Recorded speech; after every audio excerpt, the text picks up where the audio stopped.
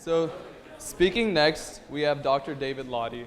In 1987, Dr. Laude joined as faculty in the College of Natural Sciences here at the University of Texas. During the first 10 years of his time at UT, he was recognized for his teaching excellence while he ran a large research program in mass spectrometry. After serving for 9 years as a member of the faculty, he was promoted to being a full professor in the Department of Chemistry and Biochemistry. From 1996 to 2012, he held various administrative positions in the Dean's Office of the College of Natural Sciences, and he served as interim dean. As an associate dean, he continued to teach while focusing on the formation of undergraduate programs to support student success and experience. For instance, he was instrumental in the development of the UTeach program, the Texas Interdisciplinary Plan, and the Freshman Research Initiative.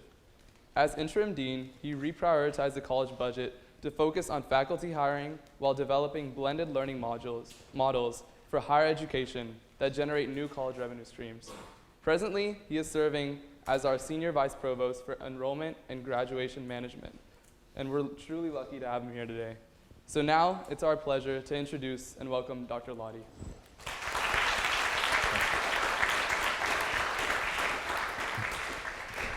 These are very fitting slides. There was a time when I think I was maybe a famous scientist or had the potential to be a famous scientist. And so it says something that I'm here in a research forum talking about the absence of research over the last decade or so in my life. I want to tell you how that came to be and let you know that it's kind of a strange thing. I still bump into folks that I used to do research with, and they think I have leprosy. They see me coming down the hall and they run for fear they'll catch whatever I had. Let me tell you how it happened, and I tell it to you because all of you are young, and one of these days you're going to be old, and along the way you're going to be confronting a lot of the kinds of things that confronted me in my life that made me make decisions. Now, it may turn out that you're not like me at all, or it may turn out that you are.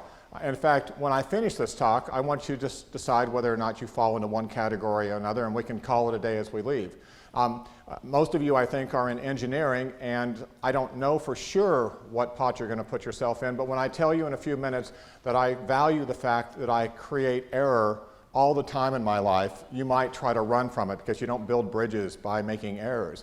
And yet, it is a way to live a life. So let me start by telling you about the two courses that I took in college that most defined who I am now, and they are both of them the two courses that I did worst in college. In college, I took biochemistry for about 2 weeks. Somebody told me that I had to memorize the 20 or so essential amino acids. I got up and walked out, dropped the course, and never looked back. That's a key point in my life because it was going to make me make a huge change about 15 years later. I also flunked differential equations my senior year of college. Here's the interesting thing. I had no idea that I had flunked differential equations my senior year until about a decade later, and I'll tell you a little bit about that. But that as well tells you about how I've ended up where I am here. All right, so I was being a really bad undergraduate. By that I mean I was not going to class. If I walked into a class and somebody told me to memorize the essential amino acids, I either dropped it or I got the notes from somebody else and I left. The problem was I was a pre-med at the time, and evidently if you want to go to medical school, it would be a good idea if you tried. So like trying by studying, trying by not doing paths of least effort, but it wasn't in me. It just wasn't what I wanted to do. And so in my senior year, while everybody else I knew had gotten into medical school, I was busy not. And then this professor walks down a hall, and he walks up to me, and he drops an analog to digital converter in my hand. Back in those days, analog to digital converters were about this big. They're a lot smaller now, and said, you know what I want you to do? I want you to interface a dropping mercury polarograph to a microcomputer. I didn't know what any of those words meant, and yet they were looking for something for me to do my senior year, so they told me to do this, they threw me in a room, and they left. And that's when I discovered what I was. I discovered that I want to be left alone. I discovered that I want to work as hard as I feel like on things I like doing, where I problem solve, where I discover, where I invent all kinds of things, and people just let it go, just get away. So that's what I did. I learned to interface a dropping mercury polarograph to a microcomputer over the course of that last semester of my senior year. No one helped me at all, period. I mean, who would want to do that sort of thing. But what I came up with was really exciting, because back in those days they had these phosphorescent screens sitting on oscilloscopes, and you used to buy very expensive paper that you would stick there and you get a pen and you trace it, and that's how people our age used to do that kind of thing. And they had run out of the expensive filter paper to do this on, and were using toilet paper, and they thought this was embarrassing. So they said, let's replace it with something else, like digitization, which is, from what I've seen, become all the rage now. So that's what I did. And on the last day of school, I ended up having graduation in the afternoon. In the morning, I lined up all the professors, my mom and my dad. I pushed a button to make a drop of mercury fall. And I had like 150 breadboards. If you don't know what those are, that's a really bad way to do what you do this big now. And evidently, a signal went into a microcomputer. They didn't actually have anything that could graph there, so instead, we had to roll it across the street with a long extension cord over to, this is like back in, what, the 20s or something, and to a place that had a little graphing machine on a mainframe computer. So we plugged it in there, got the data over, and it did, and there it was. And I was like, wow. And I was very excited, and that's when I knew that I wanted to do research. I went off to graduate school to do research, not because I was too good in school, or not even because I liked electrochemistry. I hated electrochemistry, or that I wanted to program or do microcomputers. I didn't really want to do that, but I wanted the excitement of being alone and left to do whatever I pleased, to innovate, to do well. I ended up at a university excited about math. I'm actually good at math. And told this professor that I wanted to do pattern recognition in library mass spectra. And he looked at me and he said, I don't do that anymore, which was a drag because that's why I went to work for him. So he told me instead I should do NMR. And I did it for 4 years, and I hated it with every fiber of my being. But I had 17 first author publications because I loved lying in a lab underneath a magnet, solvent dripping on me when everybody else was somewhere else. I just ate this alive. The passion, the excitement of doing this. And evidently, it allowed me to get a job at UT doing NMR. And I remember flying on a plane here, and there's a very famous couple of people here who wanted an NMR person, and that's why they hired me. And while I was flying here, I thought, I hate NMR. I'm going to do mass spec. I didn't tell anybody, and the good thing about UT is that they don't pay any attention for a while. And so I started doing mass spectrometry. And then in my third year, this famous scientist said, I thought we hired you to do NMR. And I was like, what can I say? By then, I was doing it pretty well. And I had a big research group, and I was getting all kinds of funding, and like NIH and NSF. And I had like 25 people get PhDs from me in 10 years. Just think about that, 25 PhDs. I was a machine cranking out students. And then one day, I'm looking around the laboratory, and it occurs to me that it's filled with biochemists. No disrespect. But that's the course I dropped because I hate biochemistry. Why were there biochemists in there? It turns out that NSF doesn't like giving money to people who like watching ions go around in circles in mass spectrometers, but they love giving money to people who are going to cure cancer and stuff like that. And so in order to get that kind of money, I had to write proposals that said, I propose to cure cancer in the gas phase. And they bought that for a few years. and so my lab fills with wannabe biochemists. And I'm thinking to myself, wow, that is not me. And then right about that point, I got an email from the dean of the College of Natural Sciences at that time saying, hey, faculty, who wants to be the new student dean? And I thought, that beats biochemistry by a mile. So it didn't matter that I was supposedly successful. It wasn't what I wanted. It wasn't what I liked. I loved research, but the fact that I was doing this thing was an arbitrary consequence of this series of steps that led me to that point. I want to take a time out for a second and tell you about two different kinds of people. I was at an orange jacket thing the other day, and they asked faculty to sit there and raise their hands and say something about success, how to become successful. The first 3 faculty members who talked about becoming successful said, first step, have a goal. And they said that one by one. And then they got to me and I thought, crap, in my whole life I've never had a goal. I mean, I've had an ethical compass. I try to do the right thing when I wake up in the morning, but it's pretty random from there. So I was talking to an English professor who I was working with on teaching a class to some honor students, and she said, "Oh, do you know what the Latin word errare means?"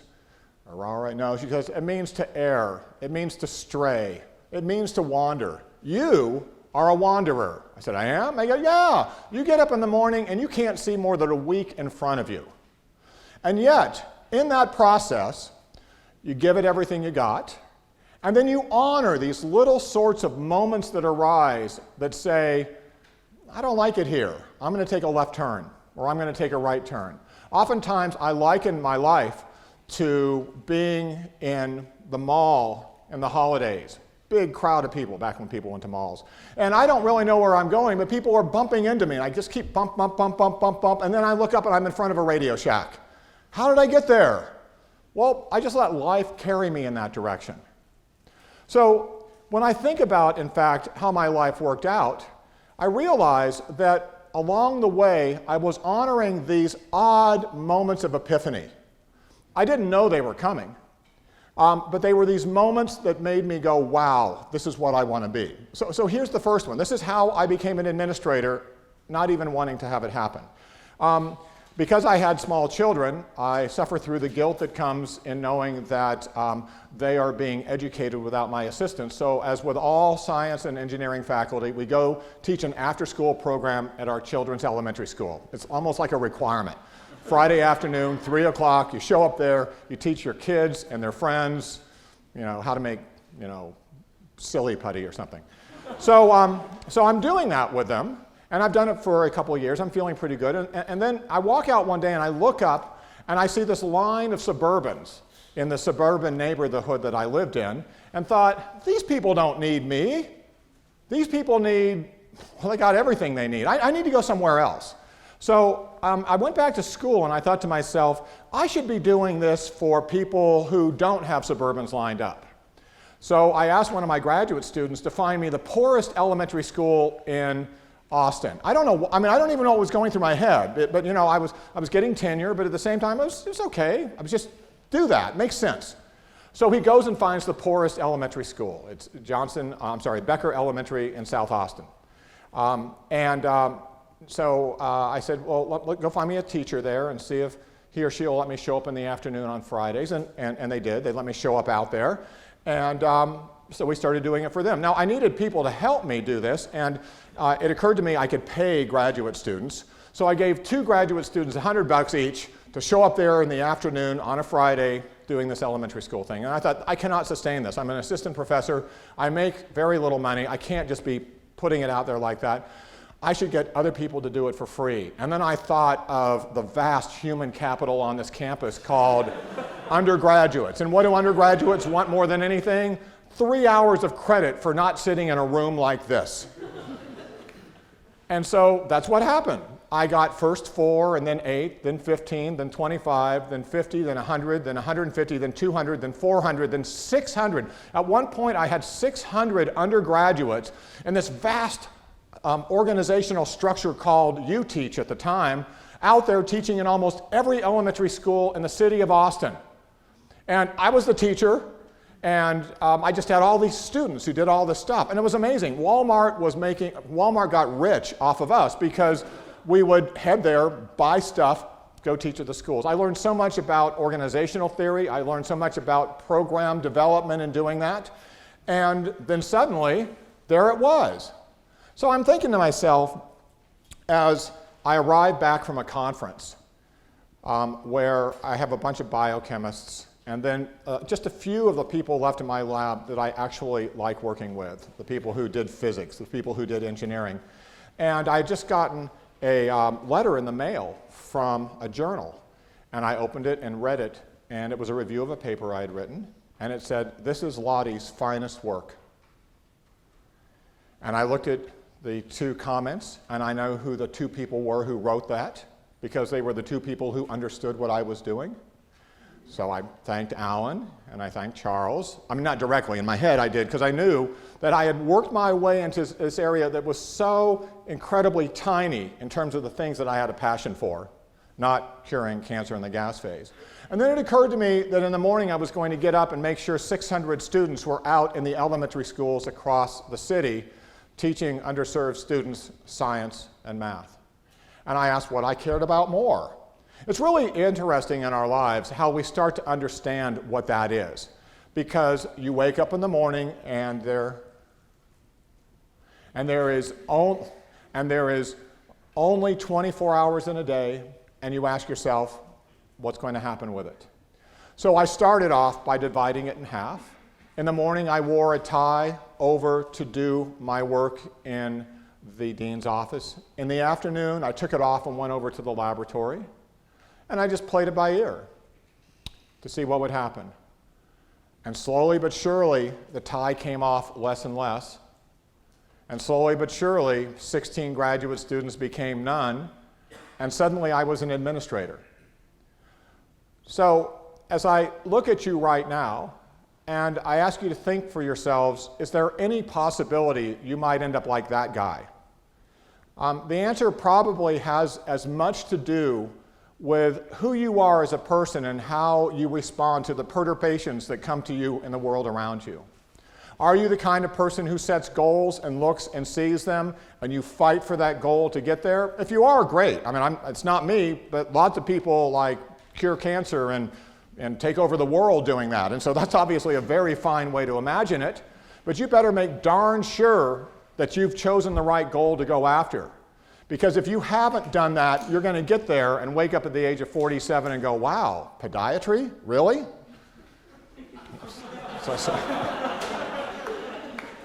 Or you can take stock of the fact that you have this enormous confidence in who you are, in your ethical foundation, in your sense of having a passion for the things that you love to do, whatever they are, and then you live each day that way. And be amazed at how many times you're going to bump into things that are going to have you standing in front of a Radio Shack. That's the life that I lead. That's why it is I'm no longer a famous scientist, but why it is that I love every day that I live. Thank you.